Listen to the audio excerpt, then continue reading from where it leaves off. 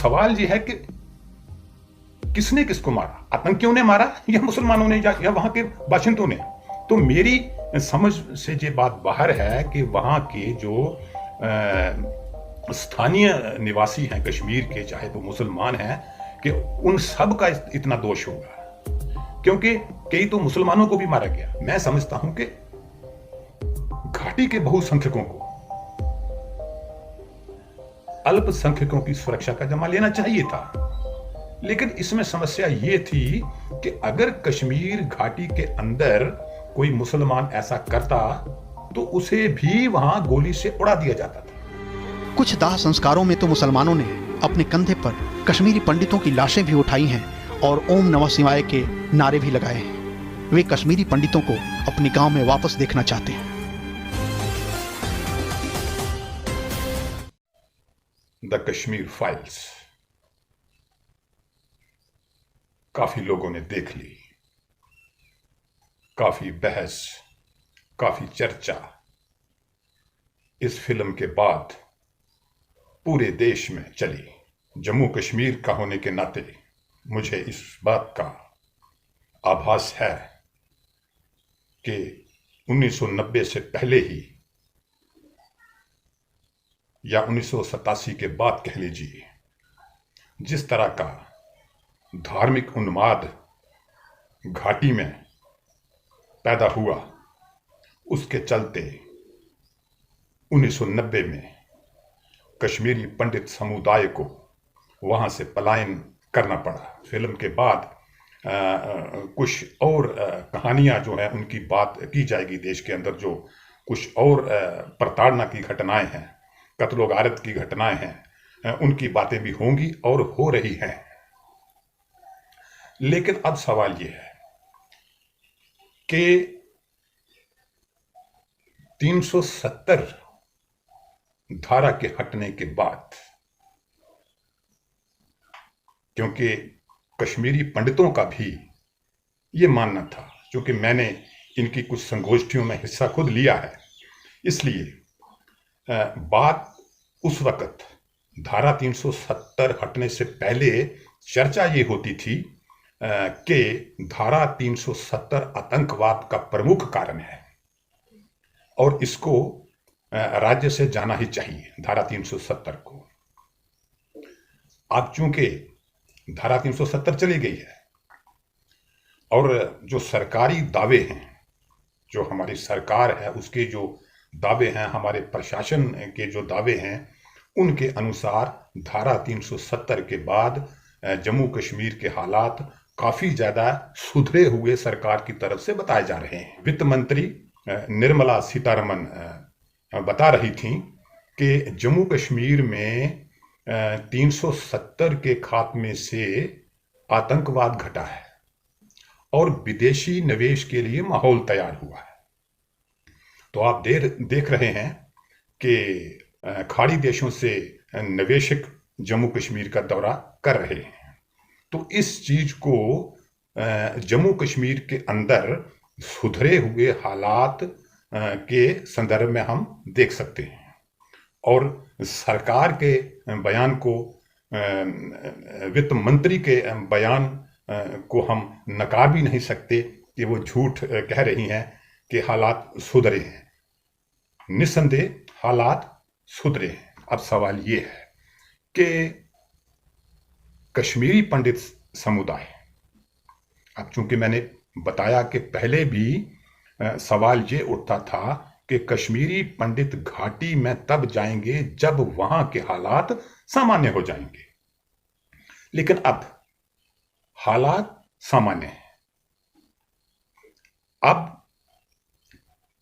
कश्मीरी पंडितों के घाटी में जाने से, वहां विचरने से कोई किसी को आपत्ति नहीं हो सकती, क्योंकि हालात जो हैं वो सुधरे हुए हैं और पंडितों को भी घाटी अपने घरों में वापस जाने के बारे में सोचना चाहिए। जब इतने पर्यटक वहां आ रहे हैं, जब विदेशी निवेश की संभावनाएं वहां आ रही हैं, विदेशी निवेशक दौरा कर रहे हैं, भारत के वित्त मंत्री ये बता रहे हैं संसद के अंदर कि 370 हटने के बाद आतंकवाद घटा है। दूसरा सवाल यह है कि कश्मीर फाइल्स फिल्म का लबोलुआब क्या है? क्या कश्मीरी पंडितों को वहां कश्मीर घाटी में जिस तरह से प्रताड़ित किया गया, उनको मारा गया, उनके साथ बुरा सलूक किया गया, वो किसने किया? आतंकवादियों ने किया या मुसलमानों ने किया? कश्मीर फाइल का जो लबोलुआब है ये अब देखने वालों पे निर्भर करता है, फिल्म देखने वालों पर और इसकी समीक्षा करने वालों पे ये निर्भर करता है कि वो क्या समझते हैं कि फिल्म क्या दिखाती है।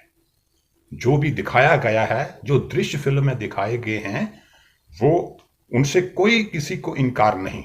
ये मैं भी मानता हूं क्योंकि मैं उसी राज्य का हूं। ये मैं भी मानता हूं कि वहां कैसे हालात हैं। 1986 में मैं खुद पहली बार कश्मीर गया था, तो मैंने खुद वहां महसूस किया कि वहां पे कट्टरपंथ का, धार्मिक उन्माद का एक माहौल था। ये वहां मैंने महसूस किया, खुद जाकर महसूस किया। इसीलिए ही मैं फिल्म का विरोधी नहीं हूं, मुझे पता है। लेकिन सवाल यह है कि किसने किसको मारा? आतंकियों ने मारा या मुसलमानों ने या वहां के बाशिंदों ने? तो मेरी समझ से ये बात बाहर है कि वहां के जो स्थानीय निवासी हैं कश्मीर के, चाहे वो मुसलमान हैं, कि उन सब का इतना दोष होगा। क्योंकि कई तो मुसलमानों को भी मारा गया करीब 10 साल पहले, करीब 2 साल पहले।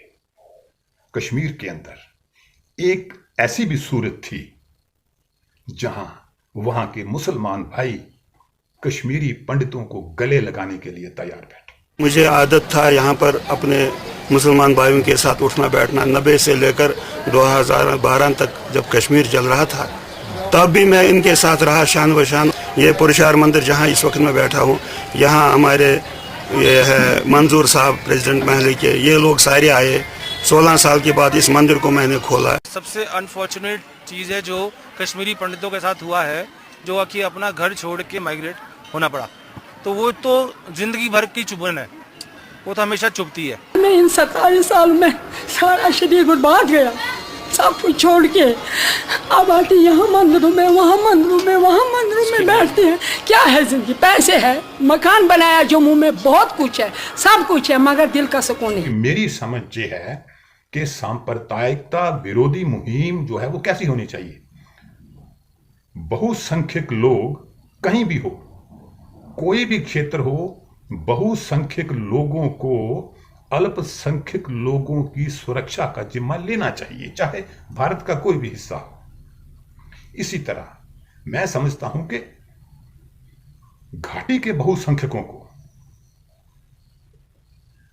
अल्पसंख्यकों की सुरक्षा का जिम्मा लेना चाहिए था। लेकिन इसमें समस्या यह थी कि अगर कश्मीर घाटी के अंदर कोई मुसलमान ऐसा करता तो उसे भी वहां गोली से उड़ा दिया जाता था। वो मुसलमान भी सुरक्षित नहीं था जो सांप्रदायिक भाईचारे का माहौल पैदा करने की कोशिश करता था। ऐसा माहौल था कश्मीर के अंदर। एक तो फिल्म के दृश्य हैं, उनकी एक अपनी कहानी है, उनकी एक अपनी समझ है, उसका एक अपना लबोलुआब है। लेकिन दूसरी सूरत जो मैं दिखाना चाहता हूं कि कश्मीर के जो दूसरे लोग थे, उनके दिलों के अंदर पंडितों के लिए कैसा सद्भाव था। एक तस्वीर ऐसी भी कश्मीर में है और थी, तो हमें जरूर उस तस्वीर का हमें अवलोकन करना चाहिए। मीडिया पर ऐसी बहुत सी कहानियां उभरी हैं जिनसे यह पता चलता है कि कश्मीर का जो मुसलमान था, आम मुसलमान, कट्टरपंथी, आतंकवादी, धार्मिक उन्मादी लोग जो थे, उनसे हटकर कश्मीर के अवाम में ऐसा तबका जरूर मौजूद था जो ये चाहता था कि हिंदू मुस्लिम पूरे भाईचारे के साथ, पूरे सामंजस्य के साथ कश्मीर में रहें। तो ऐसी तस्वीर की तरफ भी हमें ध्यान देना चाहिए। जब हम हाल गांव में थे तो हमने देखा कि किसी भी मुसलमान ने किसी भी कश्मीरी पंडित की जमीन या मकान पर कब्जा नहीं किया है। वे आज भी जर्जर तो हो गए हैं, लेकिन वहीं खड़े हैं। कश्मीर घाटी में अलग अलग जगहों पर फिलहाल तकरीबन 2500 कश्मीरी पंडित रहते हैं। उनके दुख सुख में मुसलमान आज भी शामिल होते हैं। कुछ दाह संस्कारों में तो मुसलमानों ने अपने कंधे पर कश्मीरी पंडितों की लाशें भी उठाई हैं और ओम नमः शिवाय के नारे भी लगाए हैं। वे कश्मीरी पंडितों को अपने गांव में वापस देखना चाहते हैं। थोड़ी हम उनको नहीं ढूंढते हैं, बहुत नुकसान हुआ हमें वहाँ उनके जाने से। अगर यहाँ हाल में वो पंडित के सावगर था, अगर वो यहाँ एक बैंक भी होगा, यहाँ बड़ा अस्पताल होगा, मगर उनके चलने से ऐसे ही नुकसान हमें उठानी पड़ेगी। अगर आएंगे देखो ना, बस हम उसी इंतज़ार में हैं, सारे बातें छोड़कर हम उसी इंतज़ार में पंडित भाई कब आएंगे। यही वजह है कि हाल गांव से गए कश्मीरी पंडितों का मुंह अभी भी इस गांव से टूटा नहीं है। स्मरण के बतौर वे जब यहाँ मंदिर बनाने लगे तो गांव के कश्मीरी मुसलमानों ने उनकी मदद की और किसी भी मुसलमान ने उसका विरोध नहीं किया।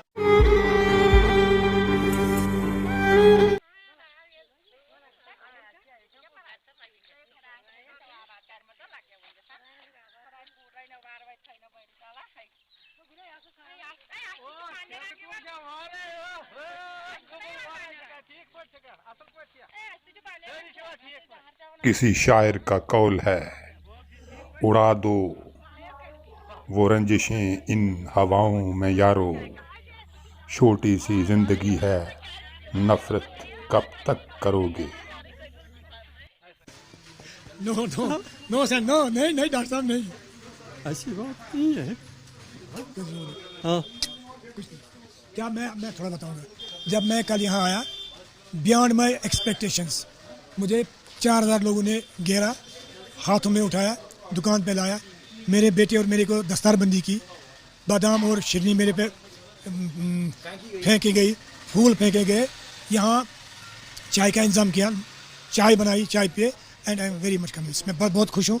24 घंटे याद करता है, मैं भी इसको याद करता हूँ 24 घंटे।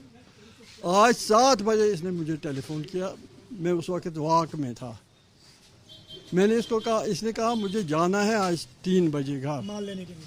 हाँ, मैं आऊँगा, आपको 10:30 बजे वहाँ पहुँचना। हमने अपनी ज़िंदगी एक दूसरे के साथ इतनी गुजारी है जिसका कोई हद ही नहीं है। आज के लिए इतना ही, फिर किसी दिन किसी और बात पे आपसे चर्चा करूंगा। नमस्कार।